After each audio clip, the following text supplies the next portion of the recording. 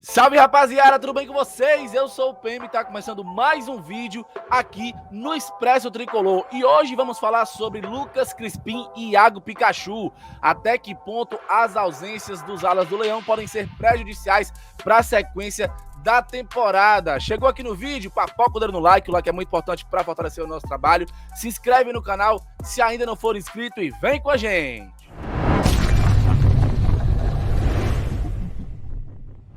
Bom, galera, como eu falei antes da vinheta, já tem alguns joguinhos aí que o Fortaleza tem tido as ausências dos alas Lucas Crispim e Iago Pikachu. Até que ponto as ausências destes dois jogadores tão importantes para o Leão podem ser prejudiciais para a campanha na sequência da temporada? Será que isso pode ser prejudicial para uma Libertadores? Deixa eu puxar aqui na tela meu querido amigo Thiago Minhoca. E já vou, Thiagão, botar aqui na tela também a matéria que vocês fizeram muito bacana lá no Esportes do Povo. Olha só, ausências de Crispim e Pikachu afetam muito a briga do Fortaleza pelo G4? Jornalistas analisam.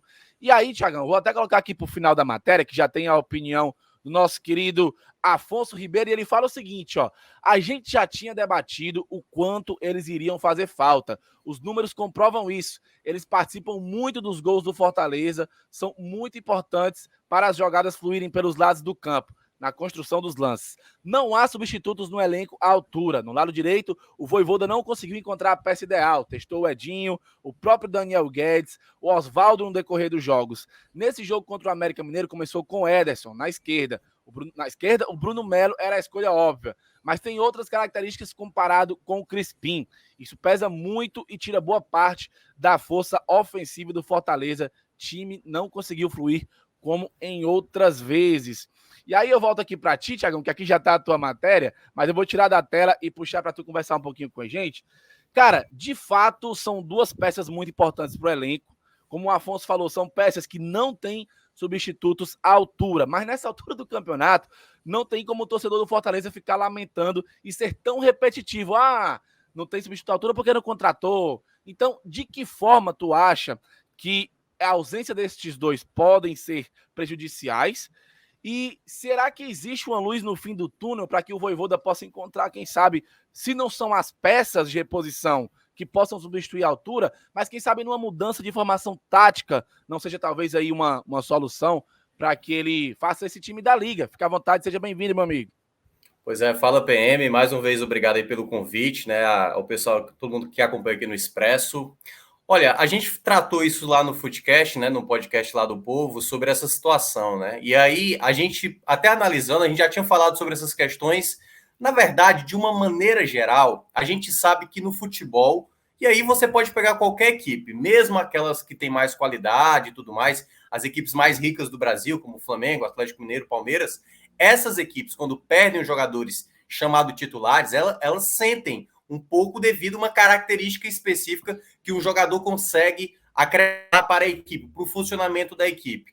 O Fortaleza teve baixas nesse sentido em alguns jogos, né? Só lembrar do jogo contra o Atlético Mineiro, quando não teve o Benevenuto, porque não poderia jogar, e o Tinga, né? E o sistema defensivo naquele jogo de ida contra o Atlético Mineiro pesou demais para aquela vantagem que o Atlético Mineiro acabou fazendo no primeiro jogo.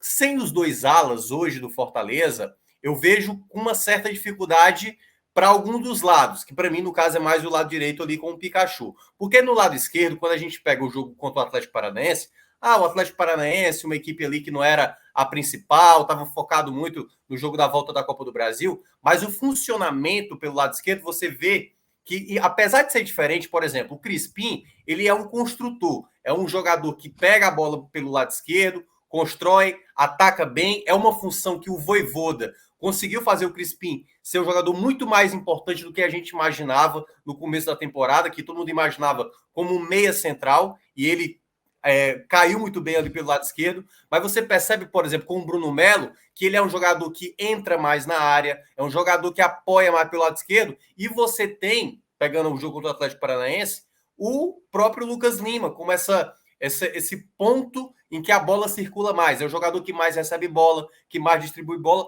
como era o Crispim. Então, acho que o lado esquerdo do Fortaleza, ele não pesa tanto em termos de ausência, apesar de ter realmente uma queda, mas não tanto como o lado direito. Qual é o jogador que se assemelha à característica do Pikachu. É muito difícil você encontrar, porque o Pikachu, até mesmo em jogos que ele nem foi tão bem assim na partida, ele era um jogador que encontrava um passe, que fazia um gol. Então, essa característica de quase como um atacante, como foi na época do Paysandu, como ele era um lateral que apoiava muito bem e fazia muitos gols, o Fortaleza não tem, porque ele já tentou o Edinho, o jogo do Edinho, por exemplo, o Edinho não centralizava tanto, abria mais, era quase um ponta de fato, e aí você perdia até a participação do próprio Tinga como essa opção, porque eu acho que essa combinação Pikachu com Tinga acabava dando mais frutos. E a última tentativa que ele fez, tudo bem, foi uma tentativa apenas, com o Ederson, eu acho que ele perdeu um pouco da leveza da saída de bola. Teve muitas bolas que passou perto ali do Ederson, que ele acabou não dominando, porque ele é um jogador mais duro, ele é volante na prática, né? Ele não é um cara que chega com mais facilidade ao ataque. Então eu acho que o Fortaleza ainda está nessa dificuldade, e aí é onde eu acho que o Vojvoda vai testar até, no caso, o Pikachu ter condições de voltar, até porque o Crispim deve, enfim, ter mais dias, né? Só deve voltar no final do campeonato. Então, acho que são essas dificuldades que o Fortaleza terá até realmente o retorno dos dois alas titulares. Show de bola. Eu aproveito aqui para pegar o finalzinho da tua fala lá no Esporte do Povo, na matéria, né? Que tu cita a questão do Fortaleza ter mais jogos fora de casa nessa sequência, né? E desses 2 jogos fora de casa, o primeiro já amanhã contra o Corinthians, e aí pulando o São Paulo no meio de semana, tem o Bragantino já no outro final de semana. Ou seja, jogos aí contra times que estão brigando contra o Fortaleza diretamente por uma vaga, digamos assim, na fase de grupos já da Libertadores, já que a gente pode ter até um G9, né? Até que ponto tu acha que as ausências destes dois e a não substituição por peças à altura pode comprometer nesses 2 jogos? E talvez tu pudesse citar também assim, uma solução, seria interessante até para a gente pensar numa equipe titular para esse jogo de amanhã contra o Corinthians, Thiagão. Pois é, esse jogo contra o Corinthians especificamente é um jogo em que praticamente Fortaleza não terá muitas peças, não é 2 ou 3, né? Não é só Crispim e Pikachu. Você tem Tite, você tem, no caso, o Ederson, você tem o Jussa, jogadores que são da equipe titular. Ou vez ou outra ali, tipo, num jogo não joga, mas no outro já tá jogando, entendeu? Então são jogadores muito relevantes, principalmente para um sistema defensivo, que aí realmente eu acho que foi boa parte da reclamação, em parte da torcida, né? Porque não trouxe jogadores ali do setor defensivo, mais zagueiros, mais alas.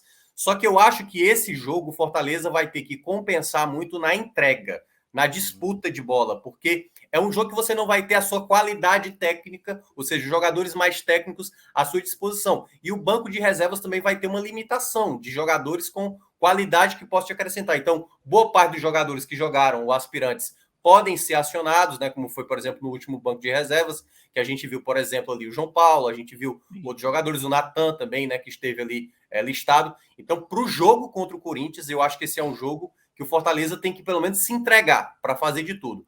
Mas eu pensaria em fazer um meio de campo tendo pelo lado direito, ali na vaga do Pikachu, possivelmente o Matheus Vargas, que apesar de não te oferecer muito futebol tecnicamente, eu acho que ele te ajuda muito taticamente, né? Teve um momento ali que o Lucas Lima não estava rendendo, quando ele trouxe de volta o Vargas, eu acho que o time voltou a ser equilibrado. E eu acho que pode ser uma alternativa ele jogar com o Lucas Lima, Vargas, e aí, no caso, manter o Bruno Melo, e aí tendo a opção de colocar um zagueiro na zaga, né? Não, na minha avaliação, não trazendo o Bruno Melo para a linha defensiva. Eu colocaria, de fato, um zagueiro, e aí é onde entra a grande dúvida. Ele vai apostar no Jackson, que é um jogador que já cometeu várias falhas, ou vai trazer o João Paulo, ou tentar um outro jogador? Então, são situações que é bem complicada, mas eu acho que o ponto principal para esse jogo contra o Corinthians é ter uma entrega do começo ao fim do jogo. E aí, nos jogos seguintes, que é como você mencionou, jogo contra o São Paulo, tendo uma ascensão, né? O São Paulo vem numa ascensão. Jogo contra o Red Bull Bragantino fora de casa. O Red Bull Bragantino tendo uma semana até o jogo da Sul-Americana. Esses jogos também não serão nada fáceis. Apesar do Fortaleza ter vencido todos esses no primeiro turno, esses jogos vão ser um componente diferente, até porque é um Fortaleza com mais desfalques. Então é muito importante Fortaleza tentar encontrar logo esse time. Acho que o Vojvoda vai tentar trabalhar, e é bom lembrar, né? Depois do jogo do Corinthians, boa parte desses jogadores estarão disponíveis, principalmente os que estão suspensos para essa partida do final de semana. Bom, galera, é isso. Curtiu a opinião do Thiago? Concorda, discorda? Deixa a tua opinião aqui nos comentários abaixo. Não esquece de deixar o like, se inscreve no canal e compartilha o link desse vídeo para mais torcedores opinarem aqui, tá beleza? Mais tarde tem live às 19 horas, 7 da noite. Vamos receber o Marcão da Fiel, que vai trazer todas as informações do Esporte Clube Corinthians Paulista para o confronto de amanhã contra o Fortaleza, beleza? Te espero lá. Valeu, tamo junto e é nóis!